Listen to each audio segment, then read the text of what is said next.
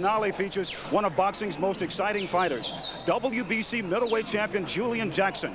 This knockout artist from the Virgin Islands is a mild-mannered man outside of the ring while being a formidable bird of prey between the ropes. Tonight, Jackson faces the challenge of a man who has some impressive knockout credentials of his own, NABF champion Quincy Taylor. Coming up, the last feature bout of the evening, the WBC Middleweight Championship, Jackson versus Taylor. Once again, let's go back down to ringside for this middleweight shootout, and here's Steve Albert. Steve.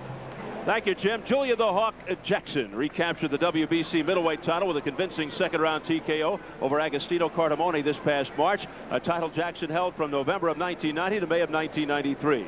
Then he ran into Gerald McClellan, who stopped him not once, but twice. The first was a fifth-round TKO, but in the rematch, the once powerful Hawk was really humbled, losing via first-round stoppage.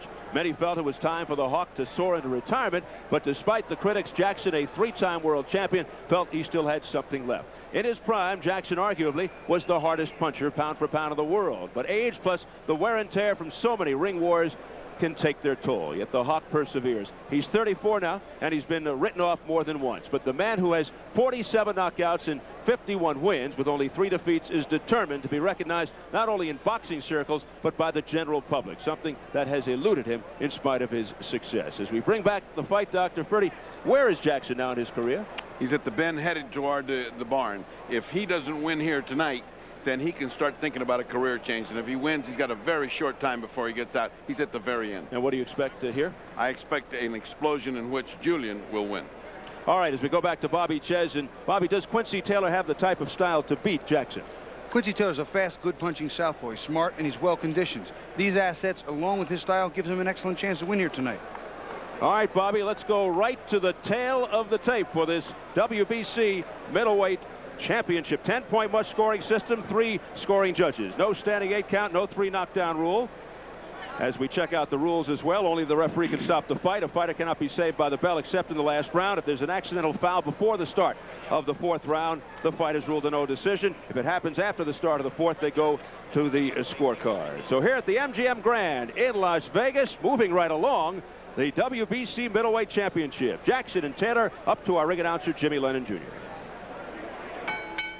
Well, fans, we welcome you to our final world title featured attraction brought to you by Don King Productions and King Vision, along with Showtime Event Television, Corona Beer, and the MGM Grand. This bout is sanctioned by the World Boxing Council, the president, Jose Sulaiman, supervisor, Dickie Cole, along with the Nevada State Athletic Commission, the chairman, Dr. James Nave.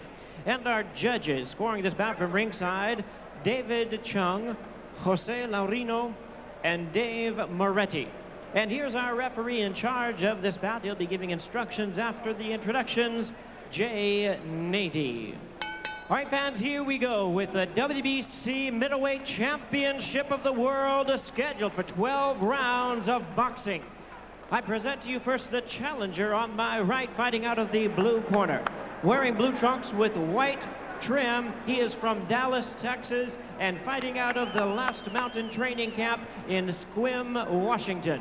He weighed in at 159.5 pounds.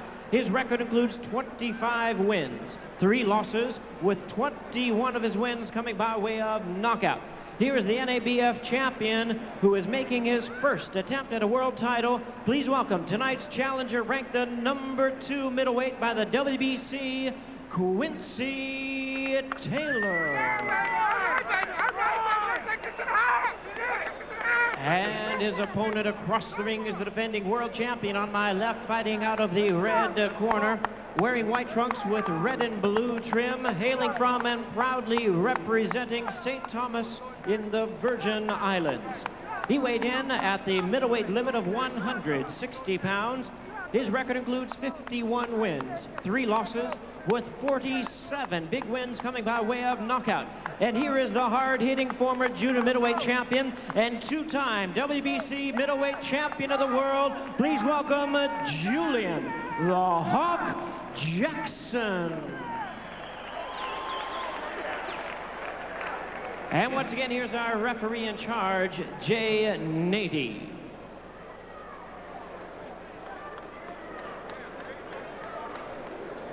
All right, gentlemen, I gave you instructions in the dressing room. Do you have any questions? Just to go over it again, the navel to the hip bone, that's low. Nothing behind the ear. On 12 rounds of good, clean fighting, obey my commands and defend yourself at all times. Let's go to work. Well, a good portion of this crowd has departed with the Mike Tyson out of the way. This man, Quincy Taylor, dubbed Baby Tyson for his KO ability. He's never been down, and he's fighting one of the hardest punchers the middleweight division has ever seen. And here he is, Julian Jackson. The chin and the legs very questionable, but the Hawk says, this is like my boxing debut. In my mind, I'm challenging for the championship. He's had difficulty with southpaws. Taylor is a southpaw, but he feels he's much more prepared now than ever. The feeling is that this fight won't go very long because we have two knockout specialists, two hard-punching knockout artists. The later it does go, the tougher it could be for Jackson. You could have a real shootout here, Steve. Jackson is doing exactly what he said. He's going to take it to him like he's fighting for the title, like he's a challenger. He can run into something here, especially from the awkward angles the southpaw will give him. He's willing to take it, as we saw with McClellan. And with McClellan, it was with disastrous results. If this guy can punch anything like McClellan, he's got a chance to knock out Julian Jackson. You'll notice Quincy Taylor with the bulky knee brace on his left leg. That's the result of a torn ACL. Taylor told us that Jackson will come out bombing. They'll try to take me out early, said Quincy Taylor. I'll try to take it to the later rounds, but he says, I have a big punch. Sugar Ray Leonard can attest to that. Sugar Ray, in a sparring session years ago, got rocked by this man, Quincy Taylor. That was low. Keep your punches up, but don't grab his head. Jay Nady warning Julian Jackson about the low blows and grabbing of the head. Well, Jackson's coming out doing exactly what he said. He's trying to unload bombs inside, body and head, ripping with that right hand and the hook. Boy, Julian punches with such savagery. Uppercuts by Jackson to the midsection of Taylor, right above us. Jackson said the best punch against the southpaw is the straight lead-off right hand. We'll see if he does that. I don't think Jackson knows how to throw a soft punch. I mean, he throws everything like he wants the ring post to fall down when he hits somebody. Well, somebody's bleeding a little bit already because it just got all over me. Looks like the bridge of Jackson's nose. Well, Quincy so far doesn't want to have any part of toe-to-toe with Julian Jackson. He is so far eluding and doing the best he can to get away from those big bombs. Maybe he's going to wait for Julian and his old legs to get tired. A lot of people have gotten starch waiting for Julian to get tired. Quincy Taylor guided well in his corner by a Hall of Famer, Curtis Coates, former welterweight champion. There appears to be some blood on the bridge of the nose of Julian Jackson, if not the corner of his eyebrow. Yeah, right there where the brow meets the nose. He seems to have a little cut. Not much, insignificant, can't do anything for this fight. The prevailing opinion about Jackson is he may not be shot, but he's not as good as he used to be. His leg's questionable, so is his chin. Let him go. The last thing to leave, Steve, is the punch, and he can punch. Well, he's also had bilateral detached retinas. He's flirting with an inevitable blindness if he continues to fight over a long period of time. I would not like to see that. He's a wonderful guy. I'd like to see him go out in full control of himself. One of the all-time greats from the Virgin Islands. Under 10 seconds to go in the first round, and in his prime, Jackson overpowering. Powerful, explosive KO power, particularly with his left hook. Give me that count. Come on, sit down. Good. Relax.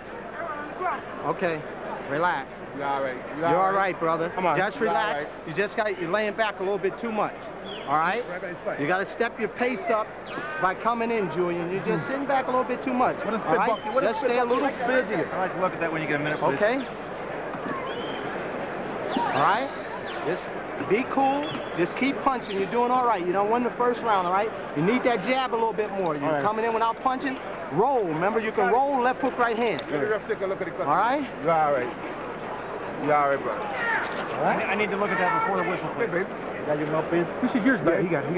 Yeah, we got it. Okay, come on, let's go to work, okay? Okay, let's get that belt, man.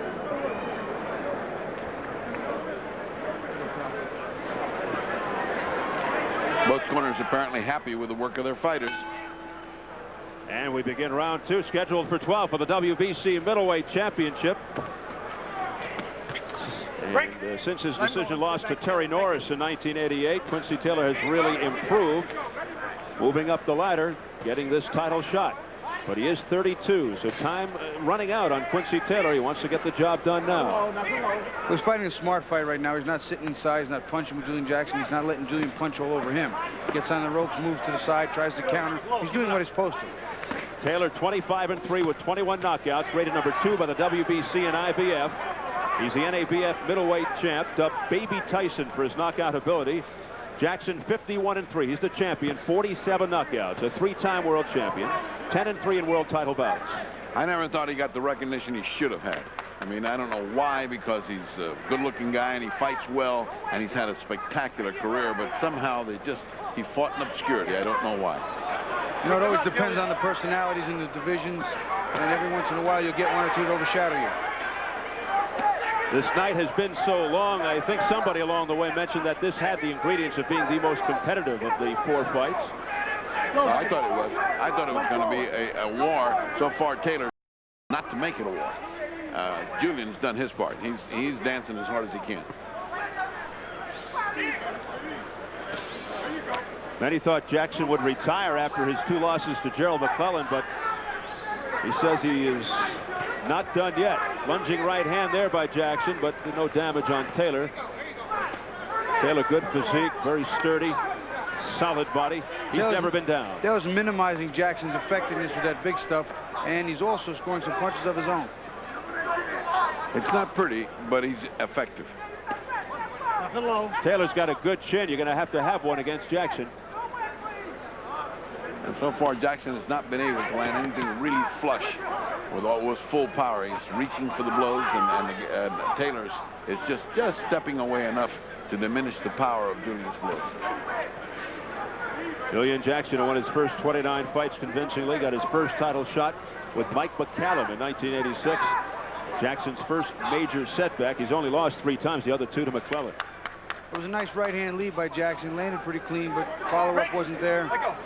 Once again, Quincy Taylor getting out of the way. Taylor, confident, calm, relaxed style at 32, a seasoned veteran, has worked hard for this first shot at a world title. Taylor in the blue trunks, the challenger. Jackson in the white, the champion. Well, in order to avoid this crowd from getting up and leaving en masse, Quincy better start fighting a little bit more exciting a fight, because so far these first 2 rounds have not set this public on fire.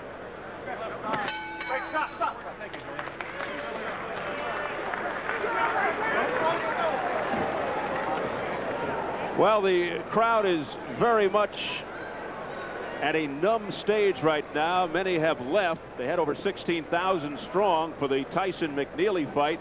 But a lot of people very disappointed and let down. There was such a tremendous hype and promotion and build up to that fight for such a long time. And just like that, boom, it's over. And it ended in very, very disappointing fashion. You just didn't get to see Mike. You didn't get to see Tyson. He was overwhelmed by this guy, and then every time he shot a good punch, he knocked the guy down. You didn't get to see him fight. You didn't get to see him bob and weave and attack. All he did was counterpunch the guy into oblivion, and that was all. If you came to see a good event, you saw an event, but you didn't see a good fight. But not a good fight. Well, we have been saying all week that this is an event, not a fight, but I'll tell you what, McNeely made it a fight for 1 round. Had they let him go to the end, nobody could have criticized him. Well, in case you were wondering, McNeely made $5,455 per second. Round 3. Not a bad minute and a half's work. But who knows? They may take a lot of that away once they review the tapes, the Nevada State Athletic Commission, because of the fashion in which it was stopped. I think they could find his manager and his handlers. I don't think they could find him for their action. Oh, I don't think so either. I mean, I think they're fine. I think they'd be more than glad to just forget that and let it sink into limbo of its own weight. Shame. What a shame it had to come to that. You have a lot of people here, glossy-eyed, just nodding their heads negatively. It should have happened that way. Anyway, this for the WBC Middleweight Championship has been rather uneventful. A lot of people thought that Jackson, including Taylor, would come out bombing, come out swarming. Maybe not like Peter McNeely did, but at least the way Julian Jackson knows how. Listen, Julian's trying as much as he ever tries to knock this guy out. It's Quincy that's content to fall back and fight a little dull fight, and unfortunately that's not what we want to see here. We don't want more dullness, we want excitement. And we saw what happened in his last fight in Worcester. in which he did not look good in the first round against the Italian Agostino Cardamone, and then boom, one punch. He put Cardamone down, came out of nowhere in the second round. Cardamone for 1 second was on top, and next thing you knew, he was on his back. That was a ferocious, vicious right hook to the jaw to KO Cardamone. Midway, round 3. The life has been sucked out of this arena. It does. It looks like we're on a ship that's been beached. Everybody's gotten off, and just we're sitting here waiting for the crew to finish. The SS Poseidon. I'm going to pass out the no-dose. Really unfortunate. Well, that's unfortunate because Julian Jackson's always given such blazingly good fights. Darn it, I wish this was one of them tonight. I wish we could go out with a blaze of excitement. But don't give up hope. Everywhere there's Julian Jackson, there's a possibility of a quick knockout. Crazy, crazy night. We thought that Lamar Murphy won that first fight to take the championship away from Miguel Angel Gonzalez, and then a boring second fight for the WBA heavyweight championship. But in the second fight, 3 of the judges gave 3 rounds to hip. Yeah, I don't get it. Ridiculous. Well, that sums up tonight's night. Ridiculous. No, the best fight was the riot. That's true. After that, after the real fight, you're right. Lamar Murphy's people very upset. Under 30 seconds, round 3.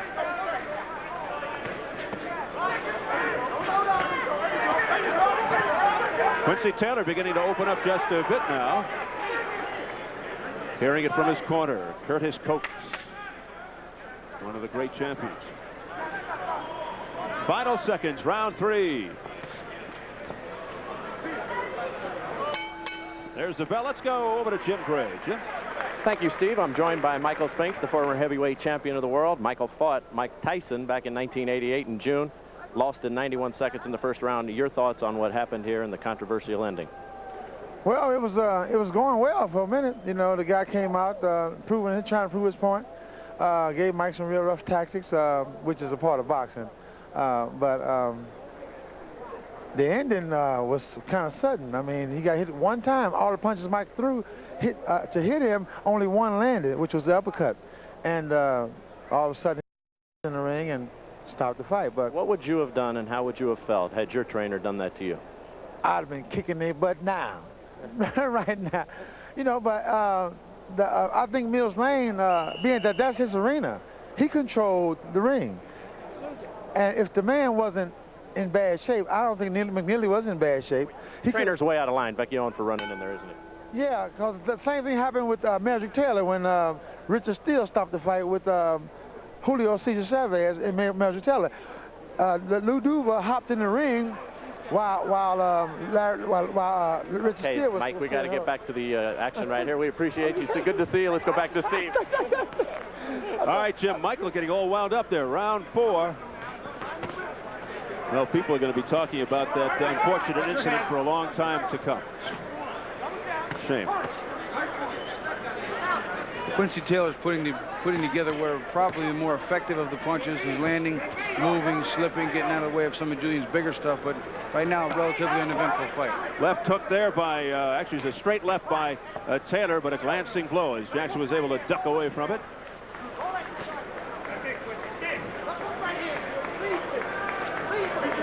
Do you find it difficult to fight southpaws, Bobby? You know, I fought so many early in the 80s when I was in 160, 168-pound divisions. I don't care. They're feigning the rear end sometimes. They're awkward. They're just... It's confusing at times. They drive you nuts because all their punches and your punches have to come from different angles and different counters, and it just sometimes is annoying. Well, Julian Jackson said he's ready for this southpaw. He hadn't fought too many southpaws early on, but he's fought more later in his career. He says he feels prepared. Bobby, I'm sorry. Since every fighter is going to be asked this question, and you are our fighter, I'm going to ask you the question. What would you have said to your corner man if he jumped in way before you were ready to finish fighting? Would you have words for him, or would you have just said thank you? I've already made it very clear that if they ever do that, they will fight with me on the spot. So I don't expect it would happen. That's an answer, Bobby. That's the answer. Although, you know, McNeely didn't seem that upset or angered over it at first, but I think once he starts thinking about it more and hears more about it and the commentaries that are going to wait till he reads all the papers tomorrow. He's going to get very mad. It's going to fester. If I'm going to go down, I'm going to go down like a man, so let him be. You know, Taylor appears to be stepping up the action. He just got off a nice little rally against Julian. He's won a round. He's coming on. It's just slow. He's not attacking. It's Julian that's doing the attacking. Oh, look at that. Good left, straight left hand there by Quincy Taylor. That got the attention of Julian Jackson. But it was, you know, so slow. It's a miracle it landed. It was like a lofting grenade. It wasn't really strong. It wasn't a zipping punch. He's quietly subduing Julian Jackson. Oh, there's a good uppercut, left uppercut by Taylor, and an answer by Jackson. An uppercut from him and then a right. I think that's what Julian wants. He wants a mix-up. That's what he wants. He wants to be in there close. Oh, a left hook, and down goes Jackson just above us. Julian Jackson is down. Steve, his head almost wound up in my lap. 6, you okay? 7, 8, you okay? Are you sure you're all right? He gets up at 8. Come to me. Put your hands up. Can't be saved by the bell, except in the last round. Well, we were expecting an explosion. We got it. Let's go to the corner. There you go. Come on now. Come on now. Wake up. Wake up. All right? Come on now. Relax. Give me that dry towel. All right, Julian? You ain't closing that gap. Remember we worked doing that in the gym? All right. You're laying back too much, all right? That was his best. All right, let's take a look at this sudden and shocking turn of events. Now, that's a perfect left hand. And Julian, look at Julian. Delayed reaction, down he goes, and there is Bobby Chess. Yeah, he almost landed right in my face. You watch it from the overhead angle. He hits him, steps to the side, right on the side of the head, the temple area. Julian never saw it, and as he comes through, he does almost wind up in my lap. And let's go super slow so you can really see the beauty of that punch, because that was a perfectly landed punch. And this is what we talked about. Whang! Right on the jaw. Man, that was a good shot. And down goes Julian, almost sliding to where we were. Head first slide in the first base. Little problem in Jackson's corner, a lot of moisture there, so they towel it off. Big knockdown at 2:53 of the round off the strong left hand by Quincy Taylor. Jackson almost didn't get up, just made it. I think it's mandatory right now for Quincy Taylor to test to see if Julian Jackson is still hurt. Test to see how much trouble he may still be in. Well, you see, Julian's got a whole world of guts. So even while he's weakened and even while he's not in good shape, he will attack. So if Taylor is smart, he should be able to test him really well now. Really put him to the test. Let him come in and Let go, stop. go at him. Thank you, go here.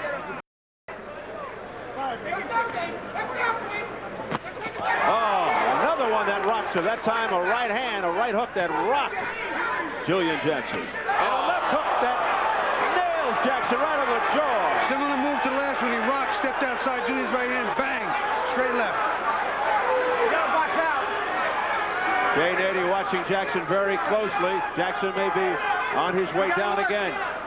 But he's dangerous, always dangerous. Don't count out Julian Jackson. Look at that shot. If that lands right. A lot of time left, just under 2 minutes left in the 5th round. Taylor's working a couple of nice uppercuts on the inside. He's trying to time Julian again, too. He timed him with that right hook on the way in. He's trying to time him.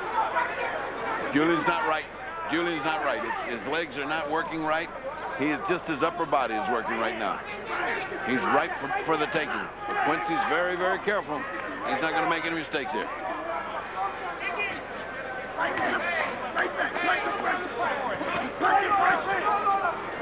Julian is so open now, all he's got to do is time him right. It's just a moment. Julian's eyes don't look good, Bertie. I can see him because I'm closer to him, and they just don't look good. They don't look clear. They don't look focused. He looks dazed. He's fighting on instinct. Quincy Taylor being very patient, waiting for his moment, waiting for his opening. And you just get the feeling it could be coming. There's the left uppercut, and there it was. Quincy Taylor. You see the starch starting to come out of Julian Jackson's punches now. Oh, yeah. He can't even load up where he wants to. I don't think he can see the guy real good anyway. Jackson just walking into these punches. There's another left hook by Quincy Taylor, and Jackson is hanging in there and comes back with a right cross. Jackson lands a big right hand there. And then a left hook by Jackson, Bobby. Here comes the slugfest we talked about. Oh, a left uppercut by Taylor. It is toe-to-toe, furious action. Oh, another one. I talked to Julian Jackson. I said, because you're so strong and powerful, sometimes you forget about defense and just walk your opponent. He said that's been a problem in the past. He's trying to correct it. He hasn't corrected it. Too late in his career to do that. Oh, big left hook to the body. By Julian Jackson. Now he goes to the body with the right. Straight right uppercut. Left uppercut by Taylor. And they end in a furious exchange. So much heart, Julian. Let's listen. Take it. Wake up. Wake up. That's what I'm talking about. Come on now. Take it back. Stop Jimmy. Now you got him now. You see how you hit him with that body, Julian? See when you don't lay back? See what happens? All right? How's your fighter? He's all right. He's all right. Ain't nothing wrong. You're taking some shots, Coach. He's in a hell of a fight. He's in a fight. Yeah, he's in a fight. I don't want him taking too many now. He ain't taking too many. Let's take a look at how Julian gets in trouble again. Oh, and now what in the world held him up with that? That was every bit as good a shot as the one that put him down. Now let's take a look at the uppercut. Bobby. Later in the round in super slow motion. This is really beautiful. You get to see he digs up underneath, right between his hands. Clean, crisp, nice driving from the floor, from his feet. Beautiful uppercut.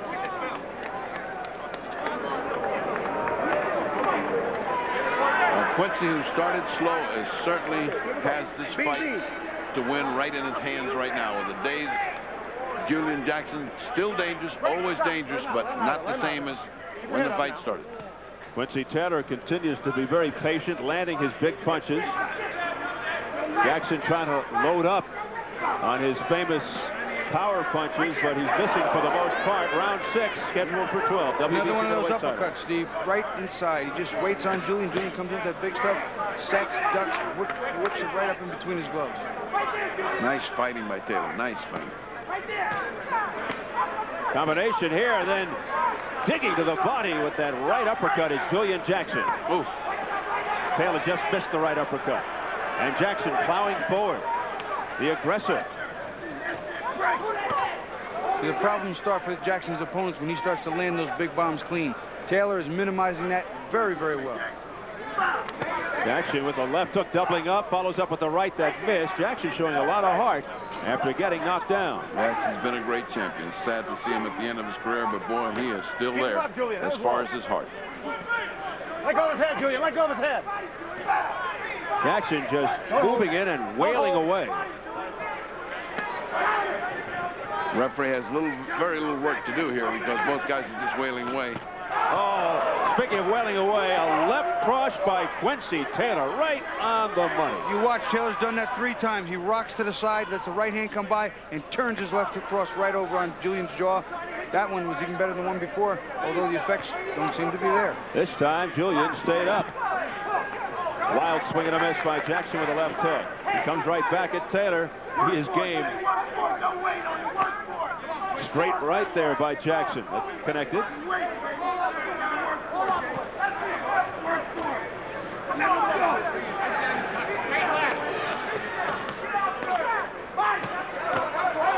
That left uppercut by Taylor just grazed him, just missed. Nice jab by Taylor. Oh, the straight left by Taylor.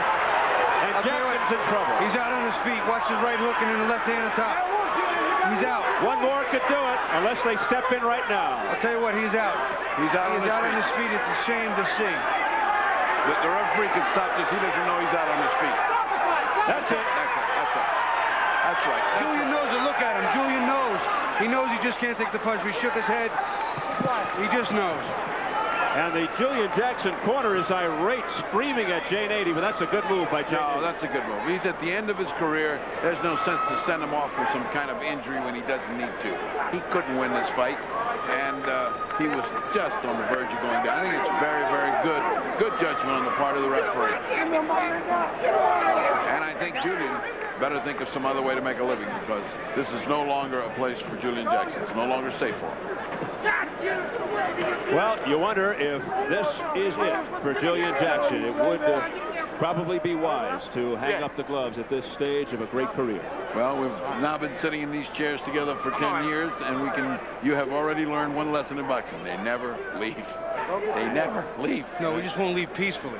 Yeah. I mean, he will leave on a stretcher. That's when he's going to leave. I mean, this won't prove it to him, but someone should talk to him. I think King should talk to him. And there's no such thing as the word retirement in boxing. All right, man. So Julian Jackson loses for only the 4th time in his career, 51-4.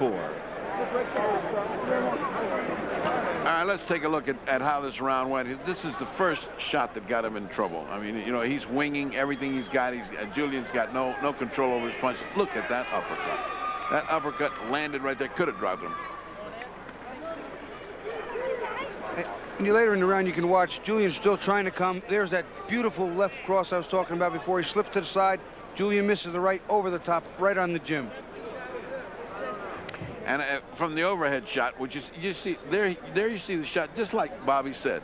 He just kind of moved over, waited the punch goes by, and then he landed his. It was kind of a thing of beauty, and he landed it many times. But when Julian was in trouble, there was no sense in continuing. He was just really in trouble. So Quincy Taylor wins the WBC Middleweight Championship in his first attempt at a world title. He also may have sent the 34-year-old Julian Jackson into retirement. Quincy Taylor, not exactly a household name. As you see the end here, Julian Jackson not returning any fire, not offering up anything other than a passive get out of the way defense. I think the referee did a good thing. I think he could have gotten hurt. Taylor now 26-3. The new WBC Middleweight champion, Quincy Taylor. So we are set for the official time. Let's go up to our ring announcer, Jimmy Lennon Jr. Hands up there. All right, all right. Ladies and gentlemen, we have the time of 2 minutes, 33 seconds in round number 6. Our referee in charge, Jay Nady, stops the contest. He's the winner by way of technical knockout, and he is the new WBC Middleweight Champion of the World, Quincy Taylor. So there it is. A championship changes hands. Quincy Taylor, the Baby Tyson, is the new WBC Middleweight champ with a stoppage of Julian Jackson at 2:33 of round number 6 in our final fight of the evening.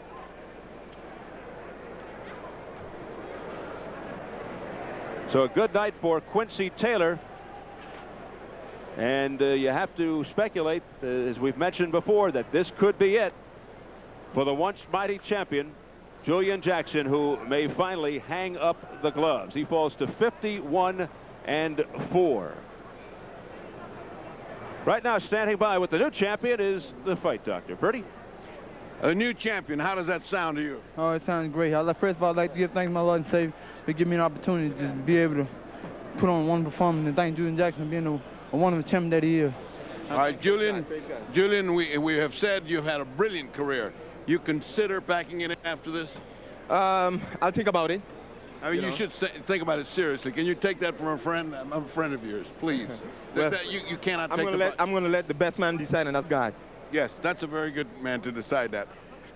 Did you find you were landing a left hand that was just a thing of beauty? Did you think you'd knock him out with that left hand? He kept repeating it. Well, I felt like he could take a shot because I hit him with it. He didn't go nowhere. But I said if I just sit down on one, Curtis was telling me if I sit down on one, I come back and hit a good left hand, sit down on it, and he might go. The man that you referred to, Curtis, is Curtis Coates, one of the great welterweight champions who knocked the stuffing I had, named Louis Rodriguez. What did you teach him that showed him this kind of power to knock out a Julian Jackson? Well, he's got good turns. He's got good shoulder movement. He turns his hips when he throws the punches. He's always relaxed, and he's always a pinpoint puncher. So that makes a difference. Julian, at the very end, you were just rocky. Did you think that fight should have been stopped at the very end because you really didn't have any place to go? Well, I felt that I could have continued because he was really quick, you know what I'm saying? And I saw the punches, but he caught me some good shots. Take a look if you want to see something bad about the first knock where you go sliding into second base here. Watch this. You miss, and watch this beautiful counter shot. Bang! Now watch the way you go sliding into second base. I couldn't get my footing, man. You know, he hit pretty good, but not as hard as other fighters I've faced. But he's pretty good. He's pretty quick, very elusive, and I think you're gonna be a good champion. Well, all right. All right. We have mentioned once before that you should retire. Let's leave on the note that we hope you retire. It's up to God, you said, and you want to have any final words on that for your public who adore you. Well, you know, I appreciate Dan King production and for all that they've done for me. And I know that whatever decision I make, they were going to back me 100%. And, you know, Quincy Taylor, you know, it's a good fight. I think you'll be a good champion. And, Well, may God continue to bless you. Thank both of you for a nice fight, and back to Steve Albert at ringside. All right, thank you very much, Ferdy, as the crowd files out after Julian Jackson is dethroned by Quincy Taylor. And once again, we're set to turn things over to our fight expert, Bobby Ches, for his perspective of what we just saw, our last fight, with the assistance of the telestrator. Bobby, what do you have? Well, what we're going to do is we're going to show you that the knockdown, the first knockdown, what happens here is Quincy Taylor's a southpaw, so his power's on this side here. He steps over to the side. He steps over to the side, right over here. Julian Jackson fires a right that misses. He counters with a left cross, and watch him go down to the canvas, almost in my lap. He steps to the left, fires that right over the top. Lands right on the jaw. Once again, Julian Jackson goes down, and I almost catch him.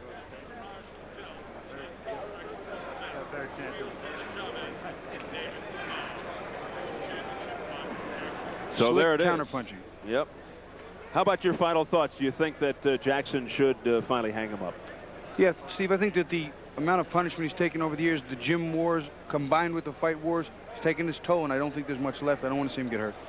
Yeah, plus, you know, the eye problems. He's got the detached retina. He seemed very glazed, very glossy-eyed from the start of the fight, actually. Well, that's just it. When a fighter has reached his limit of what he can take and what he can absorb, and then easy punches just start to rock them. It's just a shame. What do you think of Quincy Taylor? Was this a case of him taking on a fighter at the end of his career?